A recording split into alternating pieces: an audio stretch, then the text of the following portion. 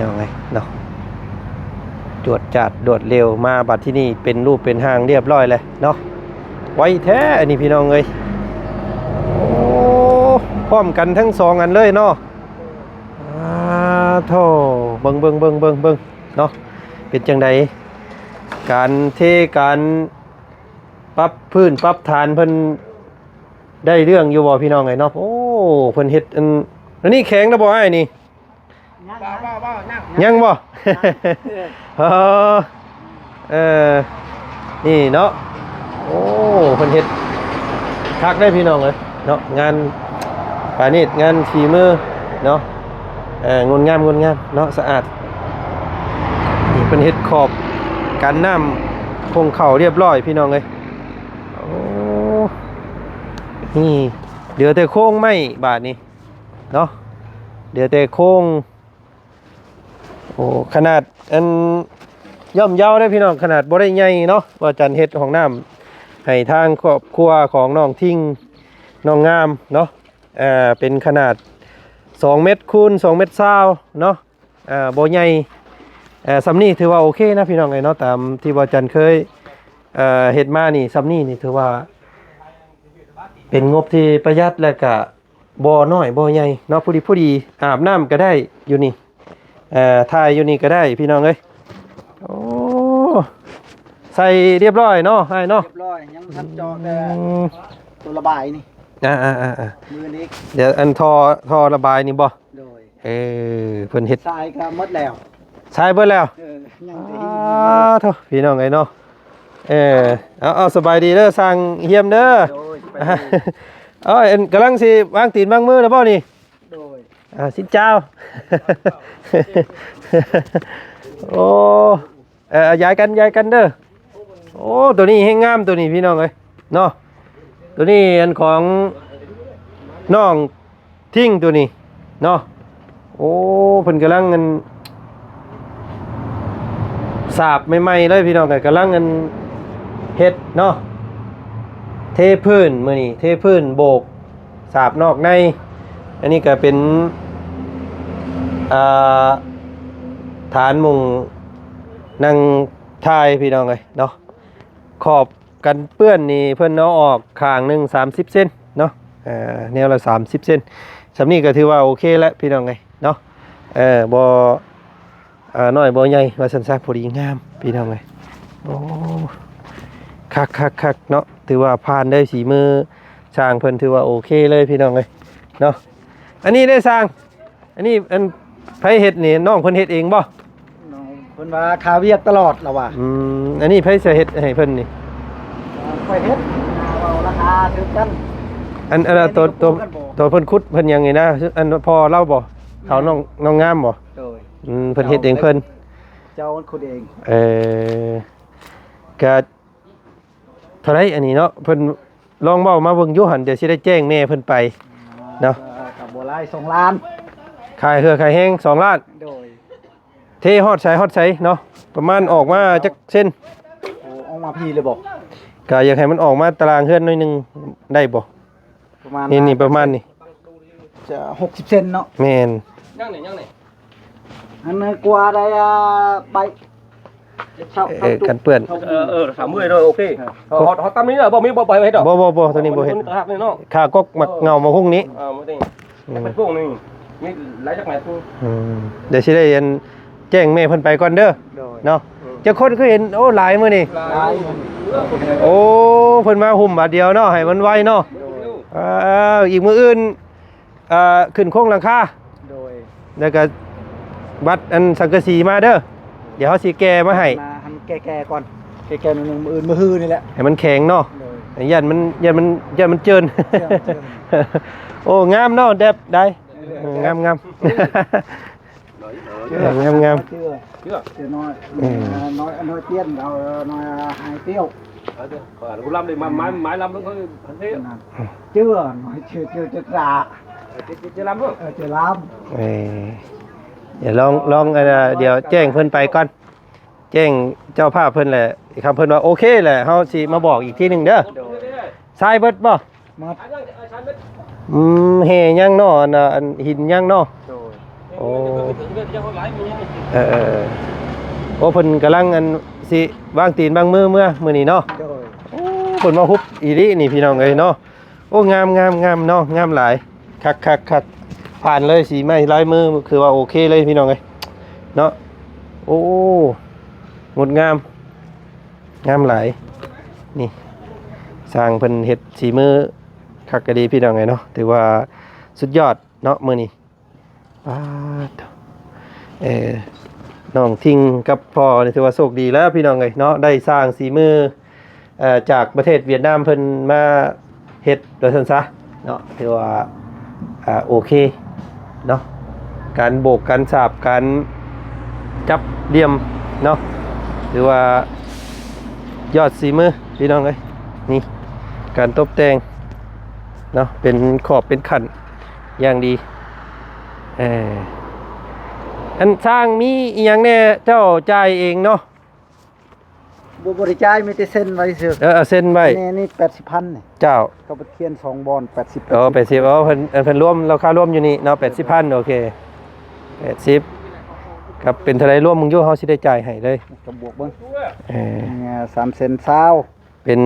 400,000เนาะ2อัน400,000เนี่ย2เซน8 6,800,000เนาะทั้งเบิดเลยเป็นหก จะจ่ายเองก็ได้ อยู่ไส อยู่หามาทาวน์เด้หามาขายไม้ โอ้บ่เป็นหยังเฮาอันเจ้าไปจ่ายก็ได้เนาะ โดย เป็นเท่าไรก็อัน6,800,000เนาะ โดย เดี๋ยวอันนี้มี อ๋อ อันนี้เขาจ่ายแล้วอันนี้ เดี๋ยวอันนี้จ่ายแล้วอันพวกไม้เสื้อล่ากับไม้เนาะมือนั้นดินบล็อกเพิ่นมาเพิ่มมือนั้นเบิดบ่พอดินบล็อก ยังเท่านั้นแหละ ยังบ่หลายเนาะยังเหลืออยู่1 2 3 4 5 6แล้วก็เด้ทั้งนั้นนำเนาะยังบ่หลายพี่น้องเอ้ยโอ้งามเนาะพ่อเนาะคักหลายงามหลาย ถึกใจเนาะ หาคุกสองมือ โอ้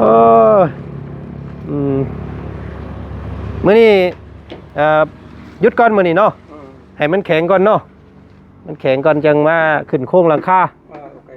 ขึ้นโครงหลังคาแหละบัตรสังกะสีบัตรนี่สิได้ซื้อสังกะสีมาให้พี่น้องเนาะเดี๋ยวจ่ายเงินให้เพิ่นก่อน6,800,000เนาะ6,800,000 1 2 3 4 5 6 700,000โดย เนาะบ่นั่นก็ได้บ่ทอนก็ได้ โดย เอาไปจ่ายเพิ่นเด้อ โดย โอเคพี่นางเนาะขอบใจหลายๆอันนี้บ่อันทอเพิ่นซื้อมา โดยเรืออะไรนี่ตัดเอา มันเพิ่นขายเป็นทอนเนาะ โดย เพิ่นขายเป็นทอนเอาไว้หั่นแหละพี่น้องเอ้ยอันนี้โตเทพื้นนั่น2ล้านเนาะ โดย ค่าสร้างเพิ่น2ล้านเพิ่นก็ เอาออกอันจะ60เซนกินเตามานี่ พี่ก็คือกันเนาะ โดย พี่ก็เลยมาอีกหนิดนึงประมาณ10คือกันหนิดนึงนี่ประมาณ60คือกันความหนาก็ประมาณตามหน้าดินเนาะปรับดินได้ก็เอาประมาณ10บ่ความหนาปกติเนาะ โดย ถ้ามันบางก็อย่ามันแตกพี่นะ ประมาณ10เซนประมาณปูนจักกันสอบอ้ายไล่เบิ่ง ประมาณ6สอบครับ ไล่พ่อ6สอบ กว่าบ่ โอ้ทรงสิบ่พอแท้ข่อยว่าเนาะเอามาประมาณ10เนาะ โดย แต่ว่าเรื่องตัวห้องน้ำนี่พอเรียบร้อยแล้วเนาะ พอแล้ว โอเคแล้วได้แล้วสำนีก็ได้ห้องน้ำนี่พี่น้องเลยมีแต่คุยเรื่องตัวนี้บัดนี้เนาะ โดย เรื่องเงินดีไซน์พี่น้อง นั่นเด้บ่ได้ปูบ่ดอก เฮ้ยอันนี้นะ เลี้ยงปลา ก็จากแล้วอันสร้างว่านี่เลยคำว่าเฮ็ดย่างมาเบิ่งอยู่เนาะไปก่อทั้งก่อทั้งฉาบได้ไอ้เอ้ย แบบนี้แหละ แบบนี้เลยนี่แบบนี้เลย โดย ก่อแล้วก็สับ กว้างแต่ซำนี้ แม่น ยาวกว่าซำนี้เลยเนาะ แม่นนี่ปั๊บดินมันให้มันเพียงกันแล้วก็เอาขึ้นมา4ก้อน ขึ้นมาดินบล็อก4ก้อน แม่น4ก้อน เทพื้นสาบเนาะสาบแต่ทางในก็ได้ทางนอกบ่สาบก็ได้เนาะลองไล่ตัวนี้น้ำเบิ่งไปเลย mấy tin cái này là mấy บ่อปลาพี่น้อง bô lên là bô bốn cái อืม dưới lắm chứ สุดพุ่นเลยจับแล้วรับเนาะให้เพียงกันสี่ xì con xuống nó สี่ก้อน xe bị tông rồi bê tông ไปตรงเท thề là bê tông แบบนั้นเลย bốn cái lên cái này là cái bốn อืม để nhắn này บ่บ่อปลา ba เลี้ยงปลา nuôi ba đúc เลี้ยงปลาดุก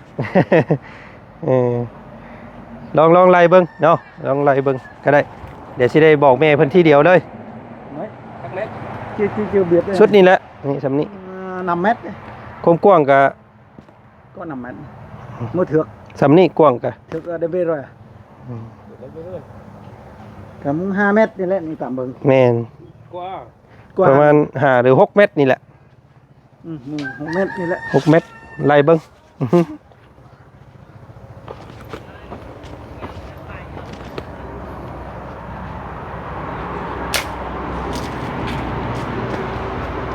หนึ่งสองสามสี่ห้าหกเจ็ด8 เมตร 8 mét phải เนาะ mét mét ประมาณ8 เมตร đây nước bạc อืม đây mét 8 เมตร8 เมตรคูณเมตร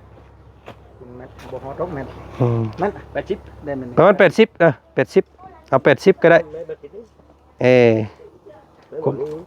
co đi léo đi nhân ba chip อืม đường này ประมาณให้80ความกว้าง80 là có ba chip ยาว8 เมตร ขึ้นxi ăn 4 อันก็ได้สาบทั้งใน sẽ bị tông ใส่ไปต้ม เพื่อสิได้เอาปลามาเอาน้ำมาใส่แล้วปลาปล่อยเฮ็ดปลาดุกปล่อยปลาดุกเนาะ bọc bọc có thể hết แม่นตรงเลย mình sư cái này จับระดับเด้ thì con ngắm ngắm thôi งาม คอยแช่งไปเลย ๆเออ แบบห้องน้ำก็ไงโอ้ยจะปลาเออจงก็จ้าตา เป็นนี่ได้งามบ่อ้าย งามแล้ว งามเนาะ อืม เออง ามหลาย งามหลายคักช่าง ต จัก อนนั้นแล้วมันเป็นน้ำอยู่ทางกลางจะไปเบิ่งเนี่ยมันบ่ได้ปูนจากลูก อื ตึง มอยู่พุ่นบ่ เออ อืม สมมติว่าเขาทอกน้ำเนี่ย มันอัง มันนั่งเบิด อืม น้ำ น้ำบ่ไหลออก เบิ่งเขาเจาะที่มีกก็ยังบ่ไปอยู่ เออ อืมเป็นแบบนั้นอันนี้งามแล้วนี่ครับ คักหลาย อืม อ่า nói cho nói tiền เดี๋ยวสิแจ้งแม่เพิ่นไปลองเบิ่งเนาะยังบ่ทันรับปากเด้อ rồi เดี๋ยวแม่เพิ่นว่าโอเคแหละยังเฮ็ดเนาะ mấy cái พอดีแล้วอันนี้ก็ยังบ่ทันแล้วพี่น้องให้เพิ่นเฮ็ดตัวนี้แล้วก่อน แม่นแล้ว อ่า เกือบขาดลอยแล้วส โอ้ ำ90-80%ครับยังมุ่ง อืม จะมุ่งที่ซื้อ20% เห็นแล้วก็เอาลองเบิ่งพี่น้องเอ้ยเนาะติดตามเบิ่ง เขียนไว้รอด โอ้วันที่หยังก่อมื้อนี้ มื้อนี้ว่าหอยวันที่3ตัว ที่3มื้อนี้เนาะ แม่นแล้วเดือน3 โอ้วันงามเนาะมื้อนี้เนาะ แม่นแล้ว ที่ đi đi con không đau hết luôn nữa đi trong nó tí lên nhà đúng rồi yếu con đi chơi đi chơi 2026 ở bên đó được hiếm có mãi một lớn này đúng đấy là một 2 ngày cam hết 3อ้าวเขียนไว้ โอ้นาทีแล้ว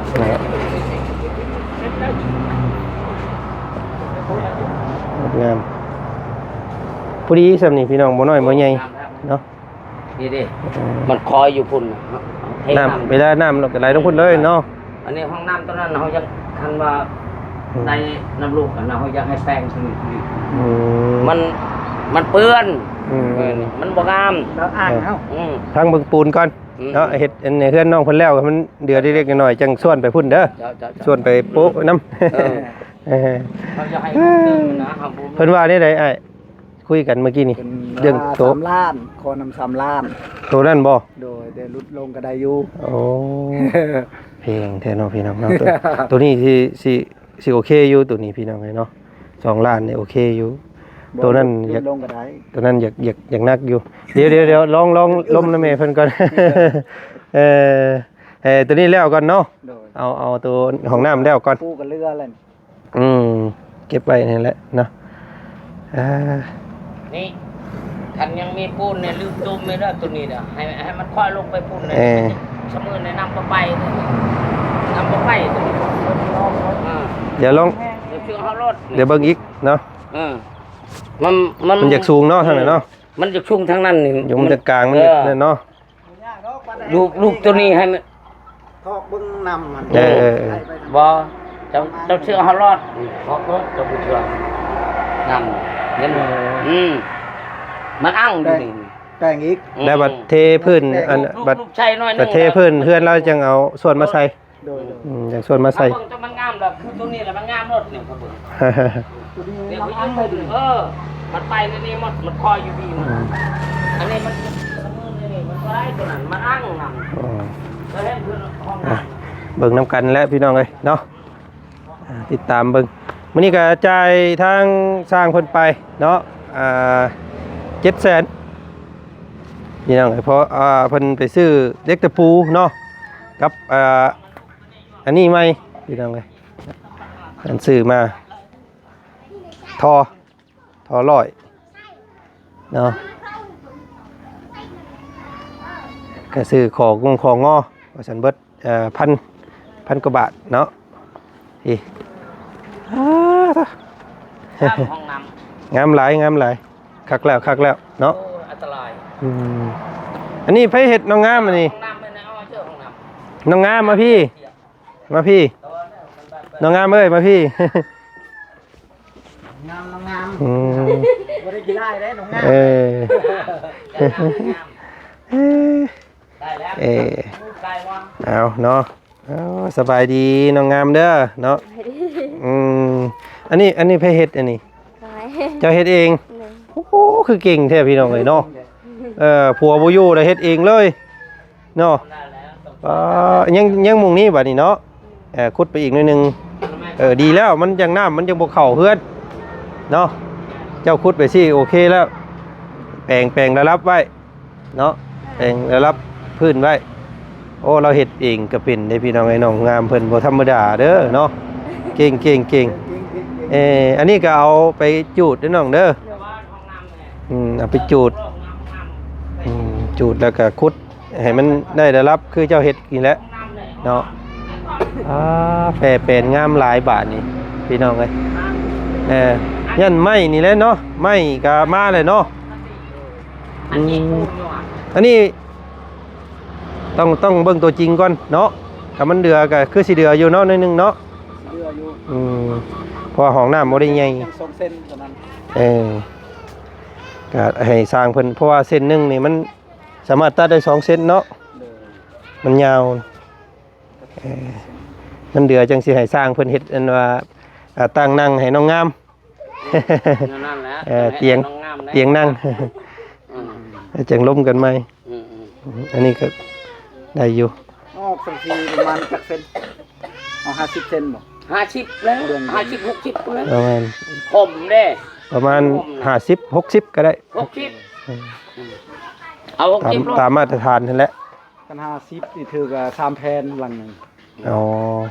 คำ50นี่ถึง3แผ่น โดย คำว่า60นี่มันกระเทินบัดเนาะ เทิน เอาออกข้างละ50ก็ได้ มันจังพอดี โดย เนาะเพราะว่าเป็นแผ่นดูซิ่ง ออก เนาะ 60พันเจ้าตัดก็ช่างซี่ข้างได้ช่องเบื้อง งามใช่นั่นก็ตัดตามนั้นเลย ผมยาวสำนั้นก็ได้แล้ว50ก็ได้แล้วเนาะ50ก็งามคือกันงามคมนั่นเหมาะสมยังไม่ตอกหอกตามเนาะทรายเบิดพี่น้องเลยเหลือแต่หินนะอันนี้ได้ใช่ไหมอันนี้เท่าไหร่นี่ นี่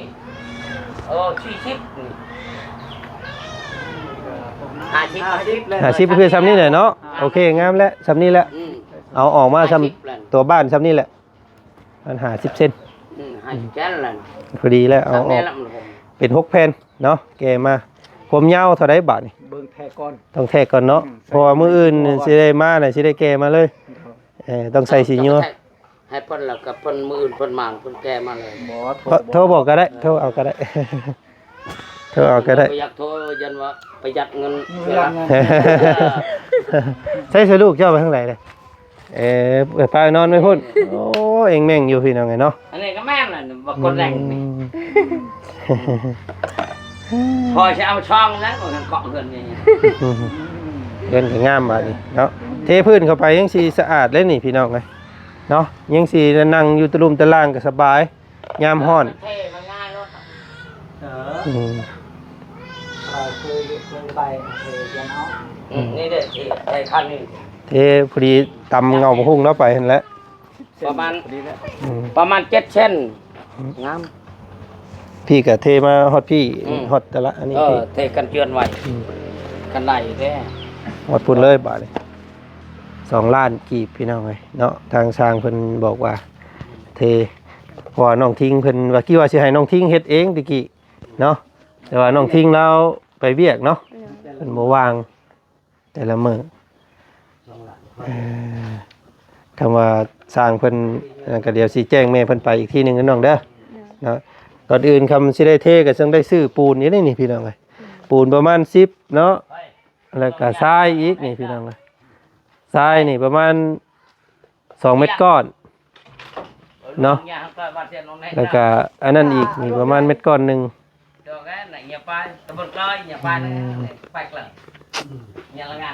ติดตามเบิ่งอีกพี่น้องเอ้ยเนาะ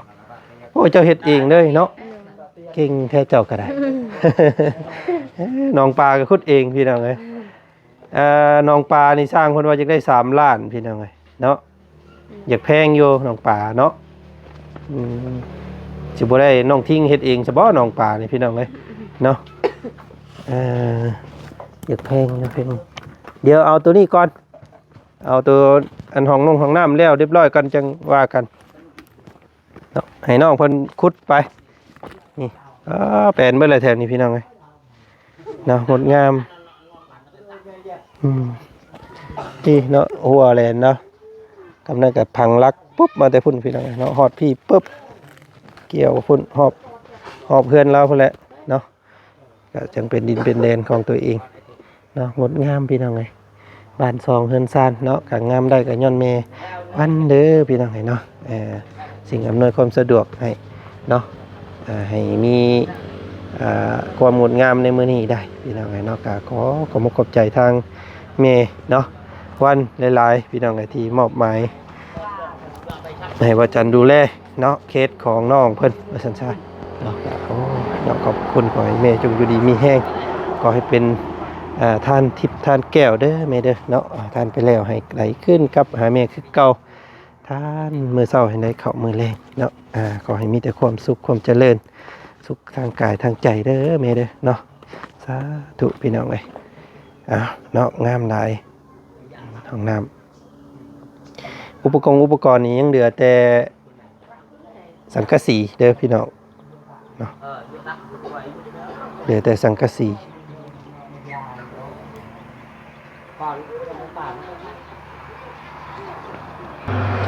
เนาะก็ใกล้เข้าที่เข้าทางเต็มที่แล้วพี่น้องเอ้ยเนาะใกล้สิลงตัวแล้วแหละว่าซั่นซะเนาะก็ติดตามเบิ่งนํกันอีกเนาะเดี๋ยวแต่ขั้นตอนน้องซะเทพืชแล้วก็น้ำบาดนี้พี่น้องเนาะจะคุยเรื่องน้ำเพราะว่าทางพ่อน้องทิ้งเพิ่นบ่าบ่อยากยุ่งเกี่ยวกับอันชนร่วมเนาะมันยากบ่ถึกกันว่าซั่นพี่น้องเนาะเฮ็ดจังได๋ดิบาดนี้พี่น้องเนาะเพิ่นสิพูดเองก็จักสิพ่อบ่พ่อน้ำเนาะน้องงามอันมีของน้ำแล้วน้ำเจ้าสิเอาได้ใช้บาดนี้โอ้มีแหละน้ำเวยมันแพงเนาะสิเฮ็ดจังได๋ซะน้ำนั่นนี่นั่นมันเพแล้วเนาะแล้วก็ไผก็บ่อยากซ่อมบาดนี้เพราะว่ามันเป็นของส่วนรวมแหละมันผิดกันบ่ซึ่งเจ้าสิเฮ็ดนี่ได้สบายสิเอาน้ำมาได้ใช้เข้าห้องน้ำมันบ่มีน้ำบาดนี้เอาไว้ยันพ้นนี้โอ้เพิ่นสิฮอดยามพ้นเนาะบ่ไหวแล้วพี่น้องเอ้ยน้ำกินก็ยังบ่มีเนาะน้ำเวยมีแต่น้ำเวยน้อยๆมันแห้งได้น้ำกินน้ำหยังจะเอาในใช้สบัดนี่มันเป็นมุ้งฮะ เนี่ยเป็นหามเป็นมุ้งๆตอนนี้มันไล่อยู่ ยังได้อยู่ยามนี่เนาะ โดย เออ เนี่ยเป็นหามเป็นมุ้งๆแล้วมันขาดมันติดแผล เออเอาน้ำสางน้อยนะว่าไงเนาะ โดย ขุดน้ำสางน้อยไว้กินอยู่ยามนี่แต่ว่าอีกจังหน่อยในบ่มีนี่เนาะพื้นสิเจาะน้ำก็แพงซ้ํพี่น้องเอ้ยเนาะ10 20ล้านพุ่นเด้เจาะน้ำใหม่ก็ได้ 2,500,000 ต้องบ่แม่นง่าย chứ có nên thôi cho dạ này dạ là bà qua trình tặng thèn nó gì lục bài hải lục bài อ่ะจังไดก็โอเคเนาะน้องเนาะได้ของนงของน้ำเดี๋ยวเฮาจังค่อยหาแก้ไขปัญหาเอาเนาะ เอาตัวนี้ก่อนพี่น้องให้เนาะตักน้ำซอยเพิ่นเนาะเจ้าเหือใดใครย่อยตักแต่น้องเพิ่นบ่ อยู่เข้าพุ่นแหละมันเข้าพุ่น เพื่อสิหามาทั่วบัดเทพื้นนี่ยังหลายน้ำนี่เนาะค่อยซอยเอานั่นแหละเด้อซอยเพิ่นเอาเดี๋ยวแจ้งแม่เพิ่นไปก่อนเนาะเทพื้นเท่าใดเบิดเท่าใดเดี๋ยวสิติดบอกแม่เพิ่นใหม่อีกเด้อเนาะเอาคลิปนี้ทางวัดจันทร์ขอตัวลาก่อนเด้อน้องเด้อมีแต่ขอบมกขอบใจทางแม่เพิ่นแน่ ขอบใจเด้อแม่ชมมีเพชรซอยเขาไว้ก็ให้อยู่ดีไม่แห้งนอนหลับก็ได้เงินหมื่นนอนตื่นก็ได้เงินแสนคนเจ็บอย่าให้ได้คนขายอย่าให้มีปรารถนาสิ่งใดขอให้ได้สิ่งนั้นกับใจละลายเด้อ เดี๋ยวสาธุเนาะ ให้เด้อง ามแล้วบัดนี้พี่น้องเลยเนาะเรือนก็งามตารางก็สิงามบัดนี้เนาะมีหนองปลาแต่บ่มีน้ำบัด มีห้องน้ำแต่ก็บ่มีน้ำบัดนี้พี่น้องเอ้ยโอ้ปัญหาหนักแล้วอันนี้ก็ได้เนาะโอ้เฮ็ดจังไดอืมมันเป็นของส่วนรวมบ่ซั่นอยู่หั่นคำเฮาสิซื้อใดซื้อหยังให้ก็ย่านเพิ่นผิดกันคือเก่าเนาะจักสิเฮ็ดจังไดบาดนี้มันบ่สามัคคีกันว่าซั่นซะเนาะน้องเพิ่นว่าบ่อยากยุ่งเกี่ยวกับตัวนั้น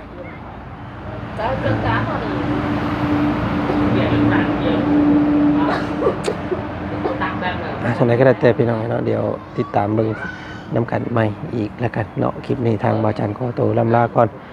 สบายดีสวัสดีเด้อพ่อแม่พี่น้องมัดสุขุสุขคนเนาะเจอกันใหม่คลิปหน้าพี่น้องคลิปนี้ไปแล้ว theo cái đấy